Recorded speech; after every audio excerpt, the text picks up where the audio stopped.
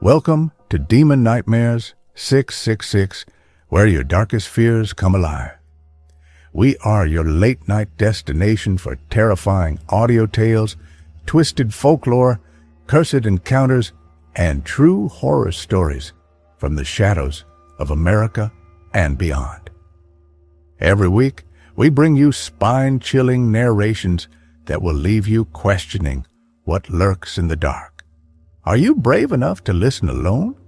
Subscribe now and join our growing cult of horror lovers. Like, share, and support the channel to keep the nightmares alive. This is not just storytelling. This is fear, raw and unfiltered. This is Demon Nightmares 666. You've been warned. Double asterisk. The missing camper and the thing in the trees. True style horror story, narrated from the witness's perspective. I don't like talking about this story. I've shared it only once before, under a fake name, on an obscure forum that doesn't exist anymore. But after all these years, I still wake up with the memory of that cold, dead stare burned into my brain. And if this somehow keeps someone else from walking into the same nightmare we did, maybe it's worth telling. My name is Eric, and I used to work as a wilderness guide in Washington State. In 2013, I was part of a volunteer search and rescue team. That's how I got involved in the disappearance of 22-year-old James Hall, an experienced solo camper who vanished in Olympic National Park. To this day, he's still listed as missing, but I know what happened to him. James was one of those guys who lived for the outdoors. According to his friends, he'd already hiked most of the Pacific Northwest by the time he was 18. He wasn't reckless or stupid. He packed properly, left itineraries, and checked in when he was supposed to. Except that time, he didn't. He entered Olympic National Park on May 3, 2013. He'd planned a 4-day solo trip up through some lesser-used backcountry trails near Mount Olympus, then back through Seven Lakes Basin. He never checked out. Park rangers found his car still parked at the trailhead a week later. That's when we were called in. The search team was around 20 people, split into groups with dogs, radios, the whole deal. It's a huge park, thick forest, tons of elevation. It's easy to get turned around out there, but this was different. From the beginning, something felt wrong. Day 2 of the search, we found James's campsite. It was about 15 miles into the forest, set up in a little clearing by a stream. His tent was intact. His gear was there, food, water filter, even his pack. But no James. There was no sign of struggle, no blood, no torn fabric, just nothing. Then we found his journal. He'd kept a small leather notebook. The first few entries were normal stuff. Trail notes, distances, a sketch of a lake. But the last 2 pages still give me chills. May 5th. Heard movement in the trees last night. Not an animal. Sounded like breathing, heavy. Stayed intent. Heard it circle me for hours. May 6th. Something is watching me. Trees feel wrong. I'm not alone. Leaving tomorrow at first light. This place isn't right. That same night, around midnight, I was posted with another SAR member named Kyle near the camp. We were supposed to monitor the area in case James returned or if anything looked disturbed. At around 2:30 a.m., we heard something. It wasn't footsteps. It was more like a crack, crack, crack, like something was slowly moving between the trees, heavy, measured. Not a deer, not a bear. Kyle whispered, "Did you hear that?" I nodded, and we both killed our flashlights. We crouched low near the brush and waited. Then something stepped out into the moonlight. It was tall, too tall, 8 feet, maybe more, and thin, unnaturally thin. Its arms were long, nearly reaching its knees. I couldn't see a face, just the outline. And its head. Its head turned toward us, not like it heard us, like it already knew we were there, like it had been watching.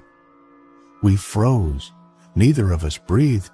For maybe 10 seconds it just stared. Then it stepped back into the trees. We sat there in silence for the rest of the night, too afraid to speak.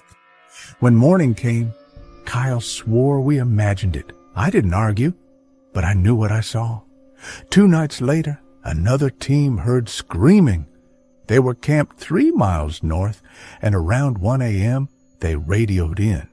Said they heard what sounded like a man yelling for help. But the voice was wrong. They described it like someone trying to sound human, but failing. One guy, Dave, followed the voice for almost a mile before he realized it was circling him. The team found him just before dawn, shaking, covered in mud, with his boots on the wrong feet. He didn't remember walking anywhere. All he said was, "The trees were breathing." We officially called off the search on May 17th. No body, no sign of a fall, no evidence of animal attack. Unofficially, we kept looking. A few of us couldn't let it go. Kyle was one of them. He lasted until June. Then one night, he went back alone. I got a call at 4:12 a.m. from his girlfriend. He hadn't returned. He'd gone back to the site. She was scared. I grabbed my gear and headed out. When I found his car at the same trailhead James had used, my stomach dropped. I started hiking fast, reached the clearing around 10 a.m., and there he was, Kyle, sitting by the stream, staring into the woods, silent. I thought he was dead until he blinked. He didn't speak for hours. When he finally did, his voice was flat, empty. "It wears their faces." I asked what he meant.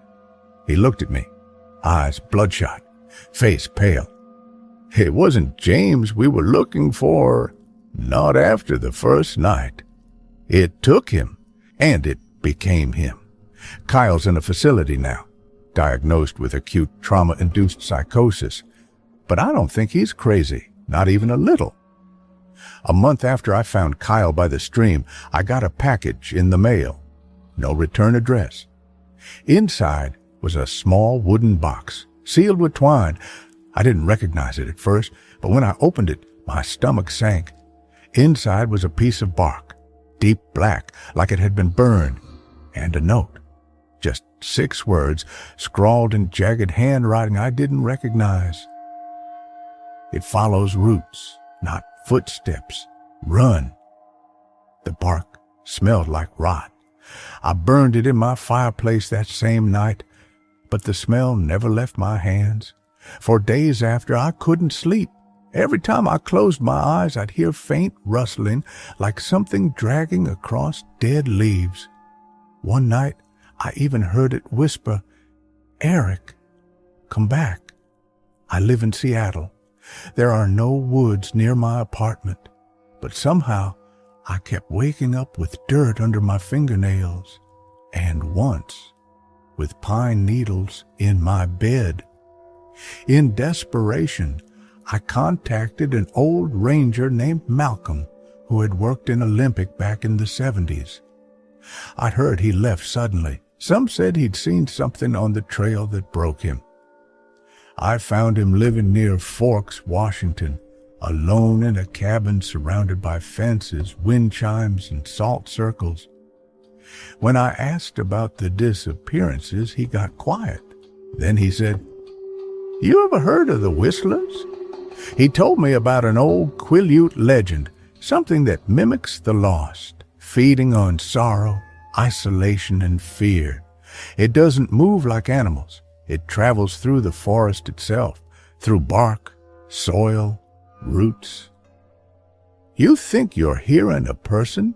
You're not. You're hearing the forest pretending to be one. I asked if he believed it. He just stared at me. I watched my partner crawl into a hollow tree and never come back out. There wasn't enough space for a raccoon in there, let alone a man. But he went in like smoke.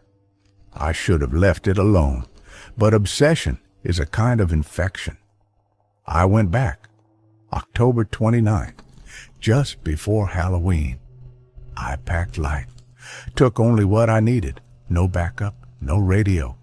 I didn't want anyone else involved, I just wanted answers. I hiked back to the clearing where James's camp had been, the feeling of being watched, stronger than ever. That night, I stayed up by a fire. The forest around me felt too quiet, like it was holding its breath. And around 3 a.m., it spoke. From the trees, a voice called out, "Eric, help me. I'm hurt." My blood turned to ice. It was James's voice. I didn't move. I didn't speak. Then the voice came closer. "It's cold. Please, I'm scared." And then, "Where's Kyle? Is he with you?" My fire flickered. The trees seemed to lean inward. I stood slowly and backed away. That's when I saw it. 2 pale eyes, reflecting firelight, watching me from within. A tree. The bark rippled like water. The eyes blinked. Then it whispered, "You were never supposed to come back." I ran. I don't remember most of the escape. Only flashes, falling, whispers. "Stay, stay." I ran until sunrise, until my legs gave out. A week after I got home, I got another package, just like before. Inside, a journal, James's journal, the one I gave to the Rangers, but this one had new entries, written in my handwriting. The last page said, "You can leave the forest, but it doesn't leave you." This story doesn't have closure. James Hall was never found. Kyle never recovered. But if you've ever been deep in the woods alone, and you feel like you're not truly alone, you're probably right. They say the forest gives life, but sometimes it takes, and sometimes it wears your face. The moment my fingers touched the porcelain, the ballerina began to spin, forward this time, and the lullaby played in perfect haunting clarity. The world trembled around me, the edges of reality warping, and then I heard her voice, my mother's, calling me from the hallway. "Come on, sweetie, it's time for cake." But it wasn't my mother's voice. It was something else, something empty. I pulled my hand back. The whisper rose to a scream. "Fix it!